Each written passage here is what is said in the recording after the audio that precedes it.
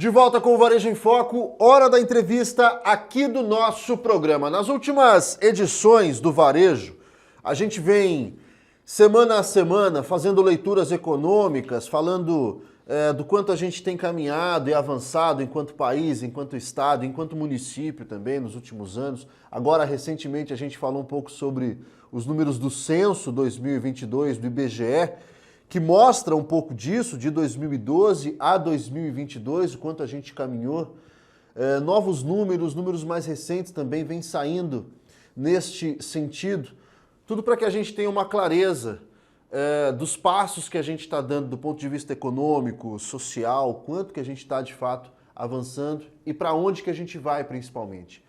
E ainda dentro desse contexto, a gente coloca, claro, Mato Grosso, Rondonópolis como estado, município pujantes, economicamente de muito potencial. E o assunto mais recente, que casa em dado momento com isso, foi agora a reforma tributária aprovada em Brasília. Aprovada na Câmara dos Deputados, agora vai para o Senado, mas informações dos bastidores da política, ao que tudo indica, vai ser tranquila a tramitação. Vou começar pedindo uma leitura de cada um, começando com você, secretário. O que você achou do que você viu até agora daquilo que passou pelos deputados em 2 votações e foi para o Senado? O que você achou desse... o texto foi modificado, né, no processo, o que é normal, é do jogo, e da maneira que foi modificado, os deputados de fato aprovaram. E com placar significativo, com folga, né? Uma larga vantagem dos favoráveis, por favor. Exato. Eu nessa questão da folga, a minha leitura é que muitos deputados não querem correr o risco que alguns cometeram lá no Plano Real, quando foram contrários à implementação do Plano Real no combate à inflação que assolava o país na época. E que hoje eles olham para trás e devem pensar, eu deveria ter apoiado esse plano. Se mostrou porque uma solução. Politicamente eu ainda sou condenado por isso. Então, e a gente sabe o quanto o Brasil precisa de uma reforma tributária. Essa é uma discussão muito antiga, mais de 30 anos que a gente vem discutindo isso aí.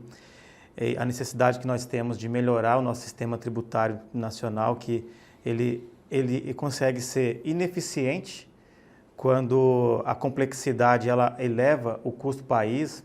Isso torna a dinâmica dentro das empresas muito complicada.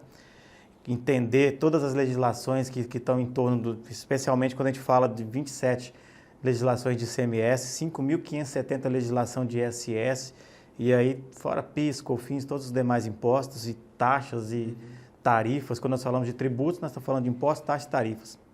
Então, realmente, melhorar isso aí do ponto de vista de eficiência já era um apelo muito grande e continuando também eficaz. É muito ineficaz esse sistema nosso porque ele dá margem para sonegação fiscal.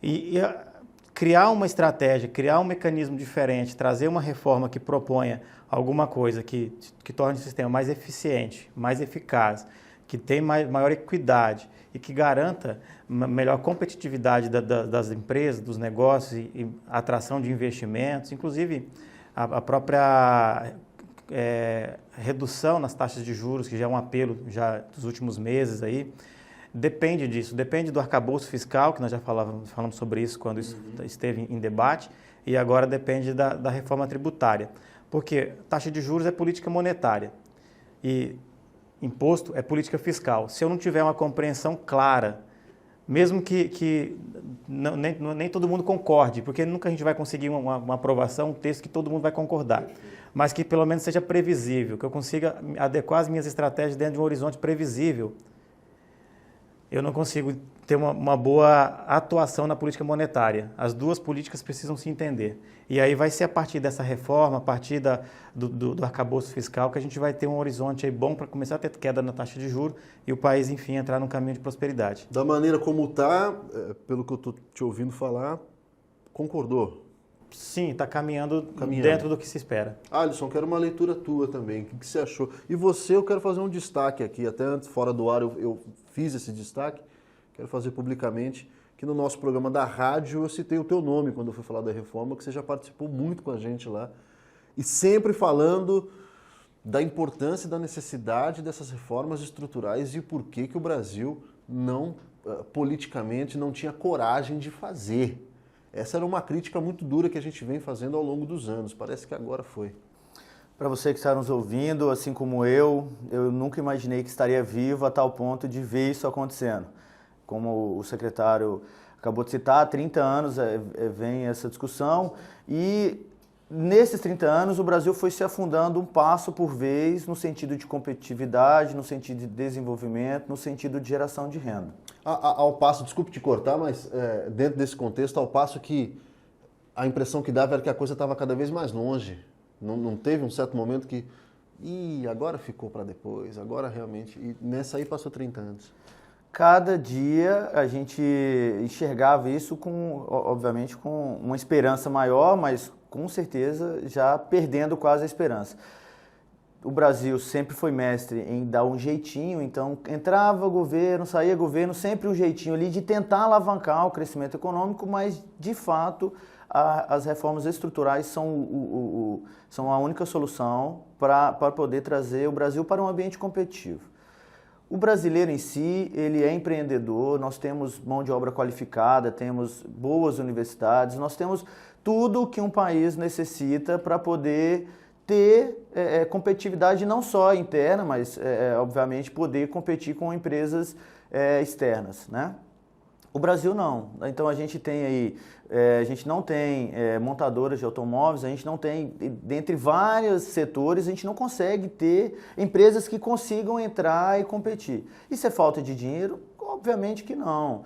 Isso tem muito a ver com o custo Brasil, que não é só questão tributária, mas que a questão tributária era o maior peso, ainda é o maior peso. Passa por ela. Nós estamos agora trabalhando os impostos de consumo, mas muito provavelmente até 2032 nós teremos o desenvolvimento de outros pontos da reforma tributária, como na questão da renda, da folha e etc. Só fazendo um lembrete, você que nos assiste, a gente está discutindo a reforma tributária, que nesse momento, quer dizer, depois de passar pelo Senado, ela entra numa fase de transição, que vai de 2026 a 2032, 33 é quando já começa de fato a vigorar. Então hoje a nossa discussão vai muito no campo da projeção do que vai acontecer, daquilo que a gente pelo menos espera que aconteça. Mas eu vou segurar um pouquinho o papo porque a gente vai para um rápido intervalo e volta já.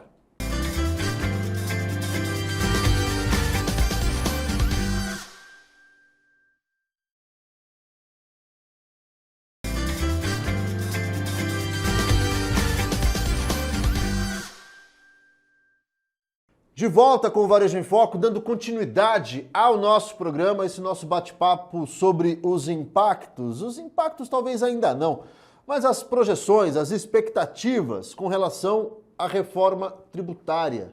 Conosco nesse bate-papo o secretário municipal Alexandro Silva e o economista Alisson Ribas. Alisson, eu precisei te cortar no primeiro bloco para a gente ir para o intervalo, voltamos correndo, porque eu ainda quero conversar contigo e agora sim entrar nesse campo das projeções, da expectativa, aquilo que a gente espera, porque por mais que, como a gente falou no primeiro bloco, por mais que a coisa parecesse estar ficando cada vez mais longe, a gente sempre foi muito esperançoso do ponto de vista econômico e do ponto de vista político também, das coisas acontecerem lá em Brasília, evidentemente.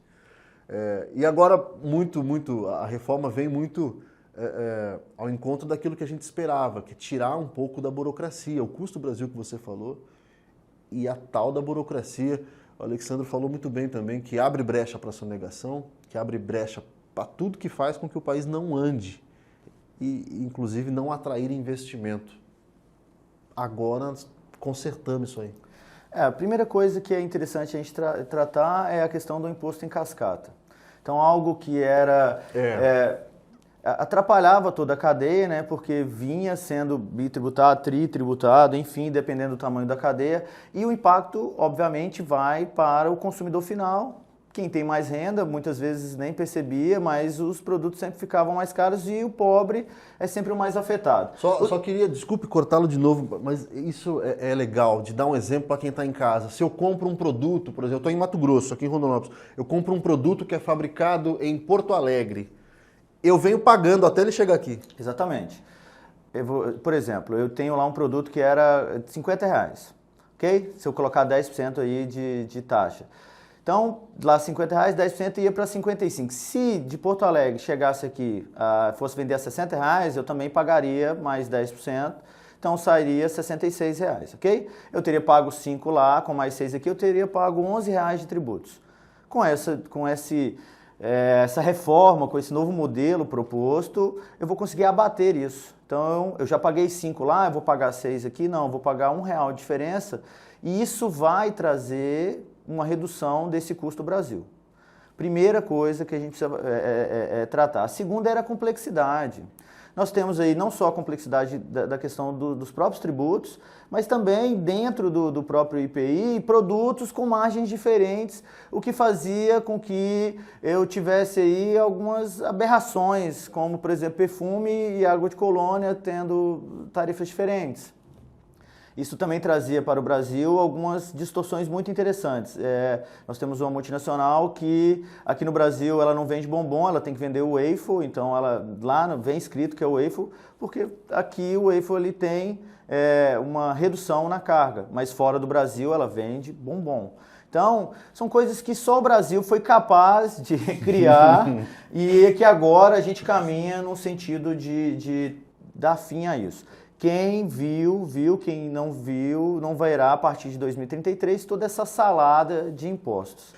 Secretário, vamos explicar mais ainda, tentando ser bem didático para quem está em casa.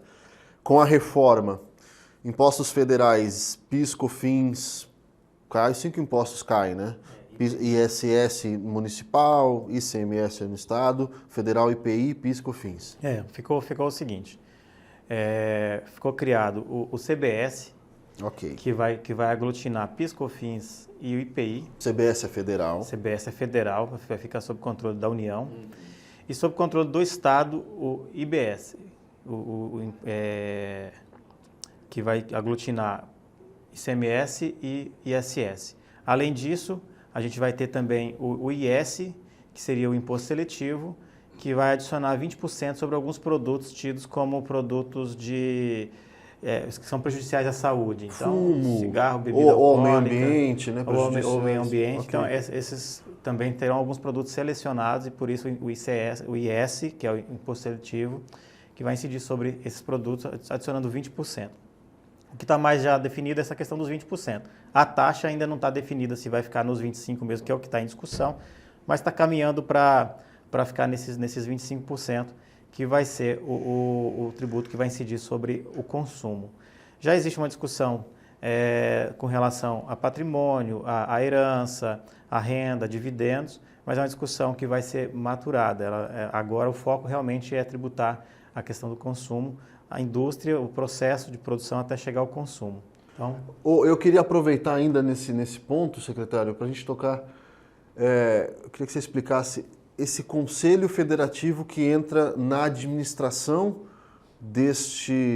da junção do ICMS com o ISS. Um conselho que reúne governadores, prefeitos que vão decidir a destinação. Queria entender isso também, porque isso foi alvo de muita crítica de governadores, hein? Sim, quem está se sentindo mais ameaçado, não vou dizer prejudicado, porque não dá para dizer que você vai ter prejuízo ou não, uma coisa que ainda vai acontecer e não está claro como isso vai acontecer. Ninguém sabe claramente como isso vai acontecer até que efetivamente a reforma aconteça e seja implementada. E para isso vai ter um prazo. Mas a grande discussão é que hoje o ISS ele é um imposto que o município detém 100% do controle sobre ele. Ele é cobrado aqui e o prefeito, o secretário de Finanças, exerce total poder sobre esse valor na gestão, na administração desse dinheiro em favor dos programas sociais. A partir da criação do IBS, esse dinheiro ele acaba indo para o Estado e o Estado devolver para o município junto depois quando for fazer o repasse do ICMS. Então, nessa manobra, nessa ida e volta, como é que isso vai funcionar, qual a metodologia que vai se adotar nisso, vai e volta integralmente? Provavelmente não, porque ele vai fazer parte de um conjunto de impostos, nesse caso um conjunto só de 2 impostos, que é o ICMS e o ISS, o que compreende cada um dos dois no total, qual fatia cada um compreende. Então, essas discussões, Robson, elas ainda precisam amadurecer. Agora, existe uma preocupação muito forte nas prefeituras, principalmente nesse sentido. Quando você fala dos governadores, Se você pegar especialmente o estado de Mato Grosso, a principal preocupação que o Mauro Mendes colocou quando ele foi para Brasília para abrir a discussão é a possibilidade dos governadores de manter os fundos, a exemplo do nosso FETAB. Impedir o Estado de ter um FETAB, por exemplo, você tem aí um prejuízo de aproximadamente 6 bilhões de reais anuais, que é o orçamento que o Estado tem hoje, que é recolhido através do FETAB. E ele estava ameaçado diante dessa proposta de reforma tributária. E os municípios, o FETAB mantém, então o governador teve um avanço importante nesse sentido, e os municípios também propuseram, nas negociações, ainda na Câmara, porque agora o texto foi submetido ao Senado e está hoje à disposição da Comissão de Assuntos Econômicos no Senado, mas o grande ganho que os municípios viram foi dentro do IPTU. O IPTU, a partir dessa reforma, ele passa a ser atualizado por meio de decreto. Então, o prefeito ele não vai mais precisar encaminhar para a Câmara aprovar ou não um realinhamento de preço, enfim, uma atualização do IPTU. Naturalmente, a Câmara vai participar desse processo, porque a Câmara vai determinar quais são as diretrizes. Então, nós vamos aumentar a partir do IGPM, a partir do INPC, mas o IGPM foi muito alto, nós precisamos aumentar só 50% do IGPM, limitado até 50%. Aí compete ao prefeito, a Câmara diz que pode só ter aquilo ali, compete ao prefeito determinar, por decreto, se ele vai implementar os 50% que a Câmara autorizou, ou se ele nem vai aumentar o IPTU, tudo por decreto. Então vai ter mais autonomia nesse sentido. Deixa eu pegar um gancho contigo. Rapidinho, o nosso tempo corre, é incrível. Mas vem cá, você mencionou o FETAB, então vamos deixar claro para quem nos assiste. Da maneira como está, a reforma não mexe com o FETAB, não mexe com o FEX, não mexe com nada. Do jeito que está colocado hoje, não. A tendência é que mantenha. Esse agora vai abrir discussão no Senado, e aí é muito provável que o Senado não vai mexer muita coisa do que já foi para lá. A tendência é parar algumas arestas ali, mas o agro ganhou muito também com a possibilidade, com uma boa negociação que foi feita, especialmente com os governadores, com os estados que têm o agro muito forte, mas a CNA também participou muito forte disso, que é a Confederação Nacional da Agricultura e Pecuária no Brasil. E o que tinha de proposta inicial de tributar os insumos agrícolas, e isso teria um efeito em cadeia, na cadeia de produção agrícola, aumentaria o preço do alimento lá na ponta. Então, houve uma negociação importante que reduziu em 60% a alíquota quando ela foi determinada. Sobre o agro, eu vou abrir um bloco só para falar do agro. Alisson conversa muito com produtores, roda muito dando consultoria. Algum produtor já falou contigo da reforma? Falando mal ou falando bem? O que a gente ouve hoje falando mal tem muito a ver mais com o aspecto político do que entendendo a prática da reforma. Ainda reflexo da polarização política. Exatamente. A tendência é que, a partir desse movimento de aprovação da Câmara e aprovação do Senado, o entendimento desses produtores seja maior e, consequentemente, a aprovação também seja maior. Um dos pontos que a gente pode trazer disso é a simplificação. O secretário Alexandre acabou de citar aqui sobre o IPTU, mas a gente pode citar também que o Banco Mundial, sempre que fez um estudo, agora descontinuado, o Brasil sempre era o pior país no quanto se gastava para entender sobre os tributos. Em torno de 1.500 horas anuais se gastava para poder entender todo esse complexo tributário que nós temos, que agora deve acabar. A gente na economia costuma falar muito de um negócio chamado paradoxo do padeiro, que o padeiro, para abrir uma padaria, ele não precisa apenas saber fazer pão, ele tem que entender várias outras coisas. E, de fato, no Brasil, qualquer empresário tinha que ser especialista em tributos, porque ele tinha que entender sobre o produto dele, se o produto era industrializado lá dentro do IPI, qual a alíquota, e dentro de cada estado, qual estado que ele ia competir. Então, se gastava muito tempo da estratégia da empresa, tentando entender uma questão tributária que, organizada, a gente pode colocar quase que irrelevante para o empresário, já que no planejamento ele já consegue entender, já consegue ter ali na sua precificação, Também, no caso de uma expansão, ele consegue entender como aquilo vai atingir, diferente do que nós temos hoje. Eu não consigo fazer um planejamento de longo prazo, exatamente porque eu tenho aí a possibilidade de mudanças a todo momento, a competição, não só a nível municipal, a nível estadual também. Então, nós estamos caminhando para uma simplificação, o que traz para as empresas uma redução de custo. Provavelmente essa redução de custo será repassada e para você que está nos ouvindo, a gente espera que isso chegue na ponta de uma maneira significativa. Sobrando mais dinheiro, nós vamos ter um ganho.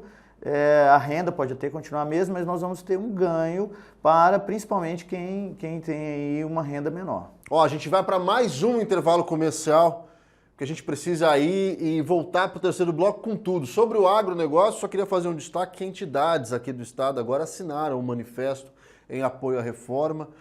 A questão com o governador Mauro Mendes também, pelo que ele falou em recente entrevista, parece que também foi ajustado, o texto foi sendo ajustado. A gente vai falar um pouquinho disso no terceiro e último bloco do nosso programa. A gente vai para um rápido intervalo e volta já.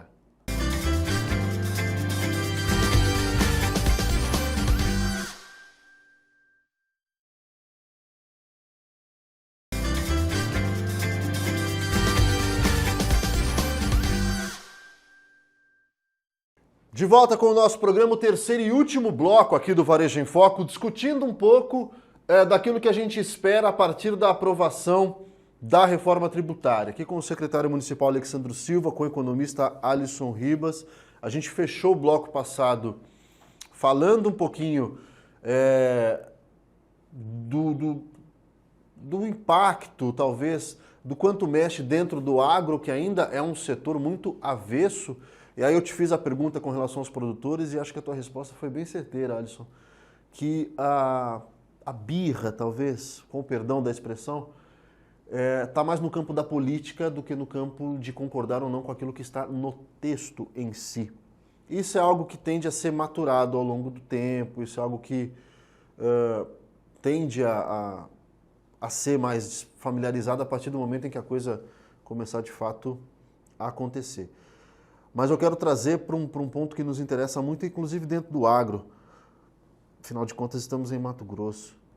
Há uma perspectiva, com a reforma, do Brasil como um todo crescer, do PIB ao longo dos anos crescer. E quando a gente está falando de agronegócio, eu tenho um número aqui, o agro cresceu 21,6% agora no período em relação ao ano passado, ou seja, é o setor que mais cresce, é a nossa mola propulsora. O que a reforma vai beneficiar o agronegócio? Pelo menos o que a gente espera que vá. Principalmente na questão de valor agregado. Então vamos colocar aqui o exemplo da soja. Hoje é muito mais vantajoso eu exportar a soja em grão do que eu beneficiar ela para óleo de soja, por exemplo, e exportar. No modelo que nós temos hoje, o óleo de soja basicamente é para o mercado interno. Mas nós temos uma excelente indústria, poderia competir fora tranquilamente. Mas é mais vantajoso hoje exportar o grão, lá fora produzir o óleo, do que fazer... E comprar. Exatamente, do que fazer aqui. Então, a tendência é que a gente consiga agregar valor, consiga ter um desenvolvimento de uma indústria que venha agregar valor ao agro, o que é extremamente benéfico. Porque eu vou sair de apenas uma etapa da cadeia que gera valor, que é o produtor, e vou pegar o produtor, vou ter um desenvolvimento da indústria. Os dois setores vão gerar renda, então nós vamos ter uma distribuição maior de renda, geração de emprego, enriquecimento, e a tendência de cidades aqui se tornarem grandes polos. Nós temos Rondonópolis como o maior exemplo, e moramos e sentimos isso aqui, mas nós temos cidades que poderão ter também grande elevação aí da sua renda, como você está aqui perto de Primavera, Campo Verde, que poderão agregar mais ainda. Então a tendência é que a gente deixe as atividades econômicas mais complexas, digamos assim, nessas cidades, além de trabalhar apenas com o agro na sua essência. Eu quero colocar um outro ponto aí, esta isenção de insumos, produtos, esta isenção dos produtos da cesta básica, queria entender um pouco disso também, ainda no campo do agro, a título de benefício com a reforma tributária. Então, para a questão da cesta básica, é importante a gente frisar que foi uma discussão que se teve na Câmara tentando manter esses benefícios. Havia no início, né, digamos assim, a conversa de que haveria a tributação. E o secretário até falou aqui sobre a questão da equidade. Quando eu tributo, por exemplo, a cesta básica, eu estou tributando o mais pobre. Todo mundo come. O mais rico vai ter acesso ao mesmo feijão, ao mesmo arroz, aos mesmos produtos, só que com renda maior, ele nem sente. Então, a questão da cesta básica, agora inclusive adicionando outros produtos, a intenção, como absorvente, papel higiênico, dentre outros, traz para o ambiente, novamente colocando na equidade, traz para o pobre, traz para quem tem pouca renda a possibilidade de não só ter um desenvolvimento econômico, ter acesso a emprego, ter acesso a mais renda, mas manter ali na ponta um acesso à parte que é a base da família brasileira, a alimentação, gastando menos renda. Esse dinheiro que sobra, ele vai poder, obviamente, gastar com outras coisas. Secretário, esse era um ponto, os itens da cesta básica, esse era um ponto de muita crítica, inclusive do nosso governador, que depois foi o que ele disse que foi sendo ajustado no texto. Eu quero avançar um pouco na nossa discussão, porque eu quero uma visão tua, enquanto secretário municipal, a que ponto Rondonópolis vai se beneficiar, vai aproveitar, vai usufruir de incentivos, de simplificações, de tudo aquilo que aparenta que vai acontecer por conta da reforma tributária.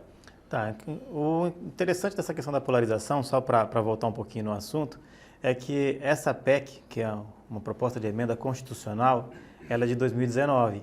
Então, ela foi proposta pelo governo Bolsonaro, pelo governo passado, lá no ministro da Fazenda, então ministro da Economia, Paulo Guedes, enfim. Então, acho que não tinha nem necessidade de fazer esse tipo de polarização e até o próprio Partido Liberal acabou, 20 dos deputados votaram a favor da reforma. Da reforma agora, Ou seja, eu acho que tem gente que está brigando, que não está vendo o que de fato está acontecendo, mas dentro dos setores, você falou do setor do agro, e o Alisson até já puxou a perna para a indústria, o que está pacificado? Dentro da reforma, o setor que realmente percebeu grandes vantagens foi o setor industrial. O setor industrial, a CNI foi a primeira que já manifestou apoio, porque percebeu claramente as vantagens que a reforma... CNI, desculpe cortá-lo, a CNI emitiu nota, inclusive nota pública, falando que a reforma vai alavancar. Exatamente, vai proporcionar condições para o crescimento da nossa economia. Isso. E, então, está pacificado com a indústria. O setor do agro, inicialmente, não.